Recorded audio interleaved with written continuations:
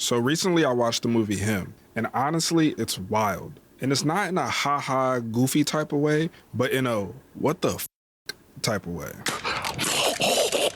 But also, it actually has some underlining moments that hit hard and provoke a lot of thought. This movie was released September 18th, 2025, and that's when I seen it. But I'm just now getting to making a video for it because of technical difficulties. A lot of people think that Jordan Peele was involved in directing this movie, but actually it was just his company. The movie was actually directed by Justin Tipping, and it stars Marlon Wayans as Isaiah White, Tyreek Withers as Cameron Cade, and Julia Fox as Elsie White. Now, critics aren't giving this movie much love. It has a 5.1 on IMDb and a 32% rating on Rotten Tomatoes. But hear me out. This movie isn't just chaos for chaos sake. At its core, it's about the dark side of chasing success, the toll of fame, and how meeting your heroes doesn't always work out the way you want it to. And trust me, that theme hits all the way through the movie. So I'm gonna break it down from my perspective,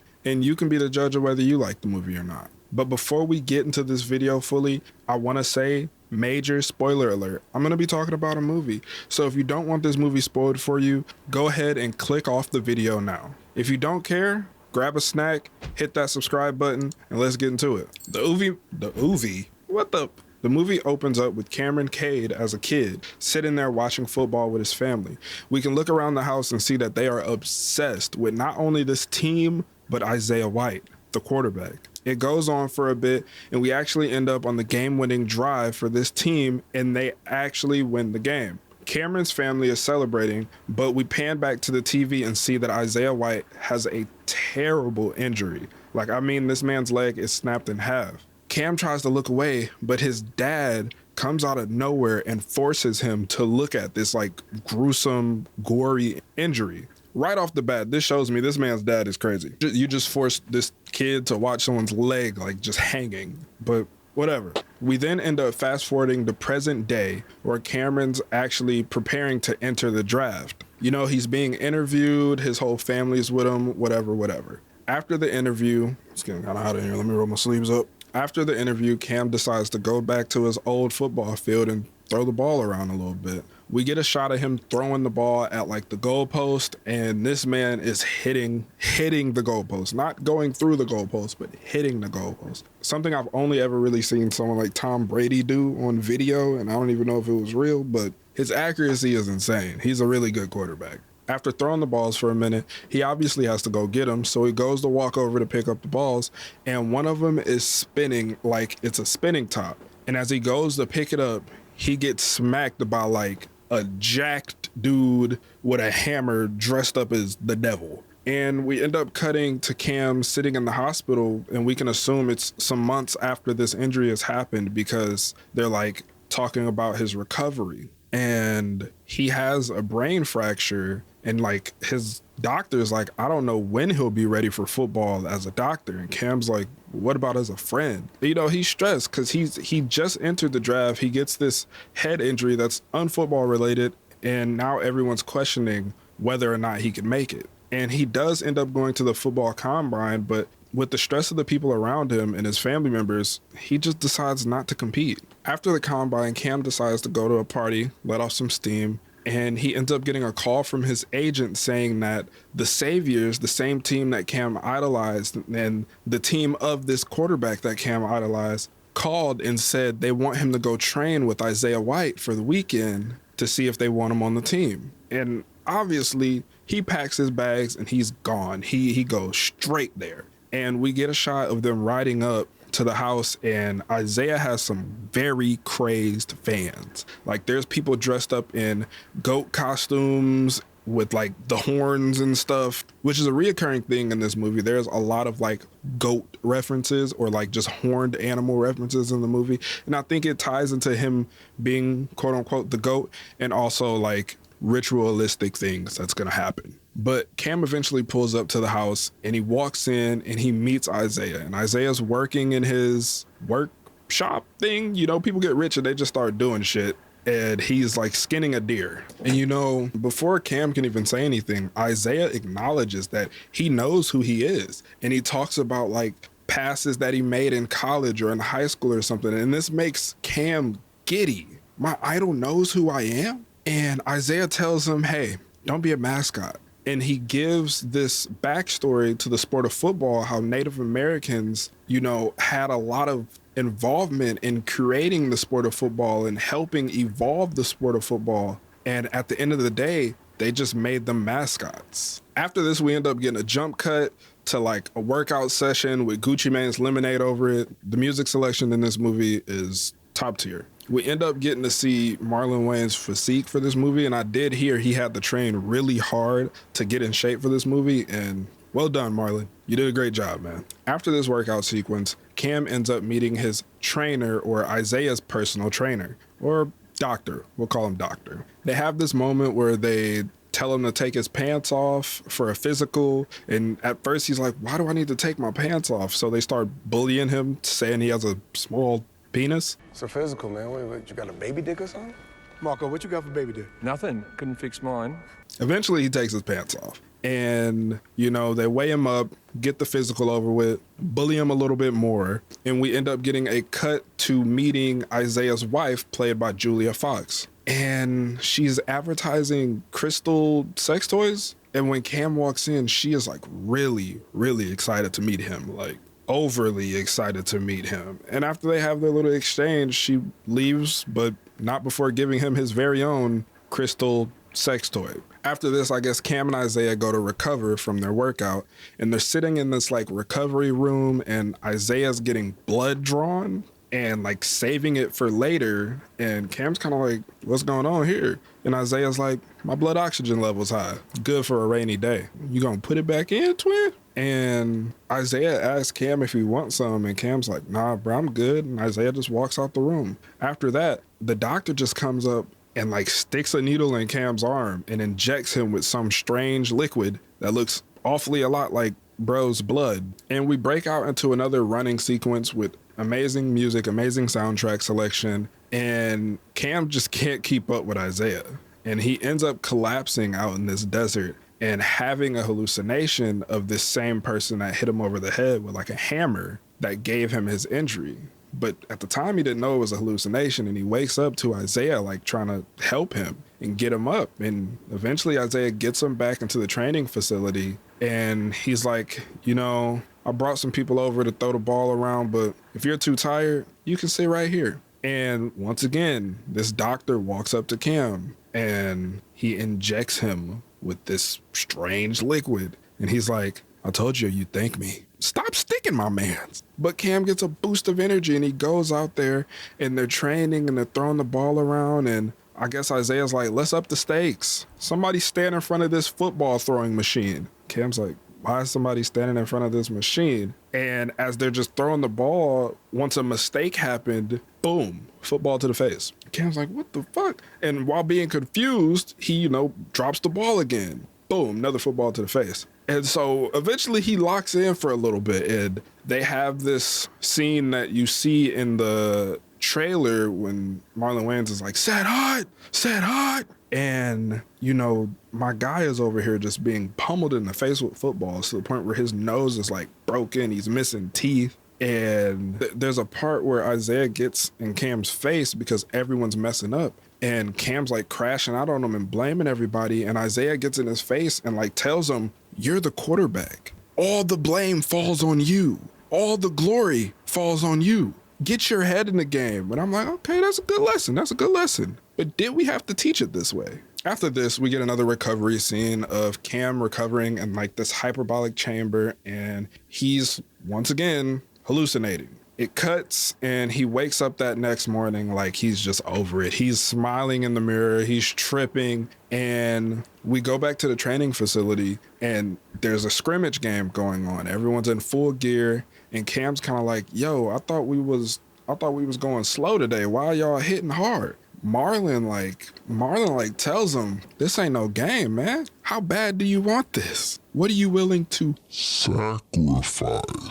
And that locks Cam the fuck in because he lays out one of like his teammates in this scrimmage game to the point where like the dude's on the ground like this, like concussed, dying. And Cam's a little worried, but Isaiah walks up and he's like talking like a proud father. That's what I'm talking about. And him, Cam, and everyone else just start like celebrating around this dude on the ground. Like he needs help. Help him. But just like every single day after a workout, Cam has to go into his little recovery thing, and this time he's tripping once again. So he calls home to talk to somebody, and his brother answers the phone. And he's trying to tell him, I'm seeing things again, man. My head's banging. And his brother's like, hey, don't worry about it. It's all in your head. I would have took a flight straight home, slapped my brother, and then came back. Because what do you mean? Duh, my head's banged up. But after this, the doctor ends up coming up, and he's high off of his rocker. Like, he has a bag of pills and some alcohol, and he's going through it. And Cam's like, hey, you got anything for, like, hallucinations? And the doctor's like, I got some advice for you. Don't kill yourself for a job, because I'm killing myself for mine. Gives him a pill and walks off. Don't you find that suspicious? After this, Cam and Isaiah ends up in the sauna, and they're having, like, a pretty heartfelt moment where Isaiah kind of has toned it down a little, and he doesn't seem as crazy as he's been acting these last few days. And Isaiah tells Cam, like, don't be like me. Do things differently than I did. And it seems like he's regretting the way he got his success, or like his route to success, and like how much he sacrificed to get to where he is. We also get this quote about prison where he says, You're starving to death in the prison. Somebody asks you, food or freedom? Do you really have a choice?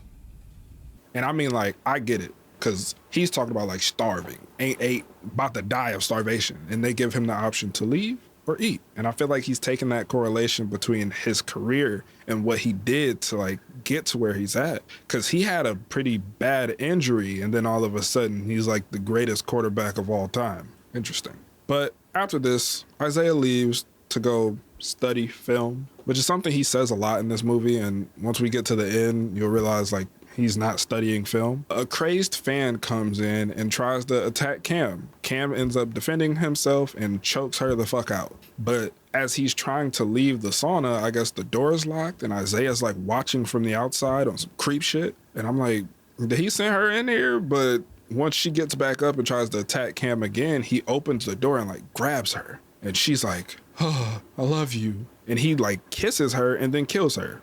I was freaked out at he. Anyways, after this scene, Cam and Elsie, Isaiah's wife, they're chilling. She invites him out for a drink and to party. They go party. I think they did a little more than partying. And Cam wakes up next to his bed with Isaiah sitting there with a peanut butter Glock 19. All it was missing was a switch. And he's like, you fucked her, didn't you? Like, he's about to crash out on Cam. And Cam's like, bro, I don't know what you're talking about. And he ends up turning it into like a joke. Like, I'm just playing with you. Let's go out. You just woke me up with a gun. You wasn't joking. You weren't joking. But they end up going out and doing, I guess, what any two dudes should do after one just had sex with the other's wife. They go shooting. And at first, it seems very wholesome. It seems like they're just shooting and they're just talking about football and success and sacrifices. Once again, sacrifices. And eventually Isaiah, his people that work on his property,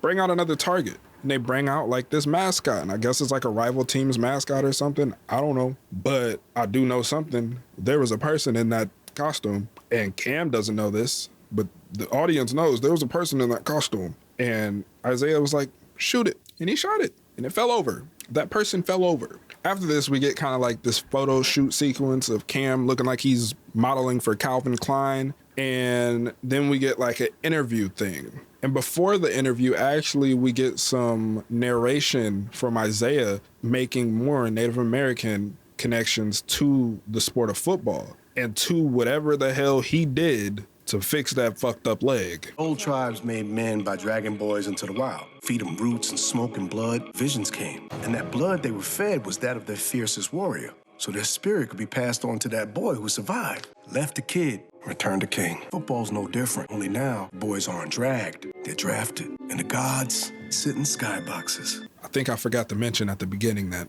Bro's father went to the military and fucking died. But during the interview, Cam ends up talking about what happened with his father and how he decided he didn't want to play football anymore. And upon hearing that, his dad just up and left and went to the military and passed away. And he felt like he failed his dad to the point where his dad didn't want to see him anymore. And his dad wanted to go off and die. And so to cope with that feeling, he promised to never give up on football and be the greatest player to ever play. Now, this is a heartfelt moment. You know, he's opening up.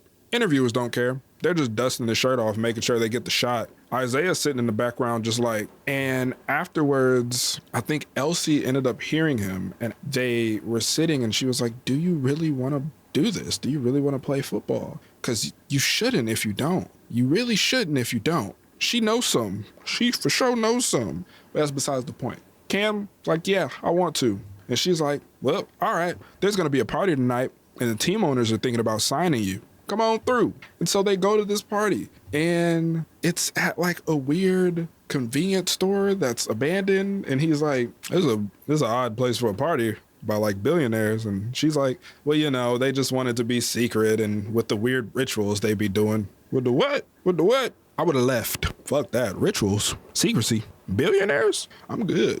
But they end up going in. And upon getting into the party, the first person Cam comes across is the doctor. And he like pulls him in and he's like, run. But you know, Cam's hard-headed, no pun intended. And he goes and chops it up with the team owners, takes a drink. I don't know if he signed any papers, but he like took a drink with them and he parties and there's boobies and music and it's great. Great scene. Elsie's in the back killing the doctor. And Cam walks in on this. She's chopping his head off. Cam walks in and passes right the fuck out, as any normal person would do after seeing someone's head get chopped off, I'd hope. Upon waking up, Cam's like on an ice bed with an IV in his arm being like dripped blood into him, which we can assume is Isaiah's blood, but actually, there's a little twist. But there's blood being dripped into him and he, you know, pulls this IV out, rolls off the table, and he sees a syringe, the same syringe he was being injected with by the doctor, on the table with a little smiley face that says, run. And I guess the doctor somehow slipped that there. No clue how the doctor slipped that there. But he doesn't run. He's still hard-headed, no pun intended. And he goes and after injecting himself with this strange liquid, he goes and finds Isaiah sitting in his film room, not watching film, not at a team at least. He's watching his fans cheer for him, which actually holds a connection to like in certain religions and cultures, deities becoming more powerful with praise. Clock that. But he's watching his fans cheer for him and Cam comes in, they exchange some words and So you've been giving your blood on some weird white people shit? he ends up telling him like about the history of what's really going on. And he tells him how he gave him the same blood he got from his mentor. So they got the same blood running through them right now. So they might as well just fight, see who win, see who get to walk out this tunnel and sign a contract with the team. What? So of course, crazy fight sequence breaks out. And Cam wins by smacking Isaiah with a football helmet. And then he walks out of this tunnel and he's met by a bunch of cheerleaders, a band, a few mascots, and also the team owners and Elsie, which is like, is she part of the package? I mean, I guess Isaiah's dead, so, but what the fuck? He comes out and they can clearly see he's not rocking with what they got going on. So they tell him like, you know what? You're really ungrateful. You know your dad sacrificed himself to get you here. His dad did what? They also end up telling him about how they were the ones that sent that mascot dude to smack him in the back of the head. And this mascot dude ends up like creeping up behind him and he can't see him, but we can. And they ask him one more time, do you want to sign this contract? And he's like, nah, I'm gonna do my own thing. Picks up a hammer and smacks the shit out of the mascot dude. Straight smacks him. Then he's like sitting there just kind of like going in on him with the hammer, just beating the mess out of him. And Elsie gets up and she's like, watch this. I'll get him to sign the paper, pulls out a knife, trips and falls on the knife. She's dead. After this, the rest of the owners take off running because he's losing it. So he picks up a sword, throws it like a football into one of their backs, starts killing all the different owners, and when he gets to like the real team owner, he cuts his head off. And the last one that's left, I guess he's like, y'all ain't gonna sacrifice me. I'm gonna sacrifice you niggas. And he sacrifices him, like on this podium, to whatever took him. Something took him. Something made him explode. And then he walks away looking like he's in Top Gun with jets flying over and stuff and music and all this stuff, and the movie ends. Roll credits. Frankly, I don't think the movie was sensational. 10 out of 10, amazing. But I also don't think the movie was as bad as critics are playing it out to be. There's very strong messages in the movie. The movie is actually paced pretty well, and the actors did an amazing job on their parts. I think the biggest problem with this movie is that people saw the name Jordan Peele attached to it, and they thought it was gonna be just like Jordan Peele's movies. But it wasn't really made by Jordan Peele. It was made by Justin Tipping. And it's one of those cases of getting your hopes up too far and getting disappointed because of yourself. No one else is to blame for your disappointment in that situation. So me personally, I love the movie. I think you would like the movie too. If you haven't seen the movie, go ahead and see it. Come back and comment what you think. And if you have seen the movie, drop a comment of your perspective. And if you haven't already, hit that like button or dislike button. Hey, if you didn't like it, you didn't like it. Hit that subscribe button, turn post notifications on, and I'll see y'all next time. I am football! Pop this jade egg in your pussy to maximize your orgasm. That's a big yellow nigga.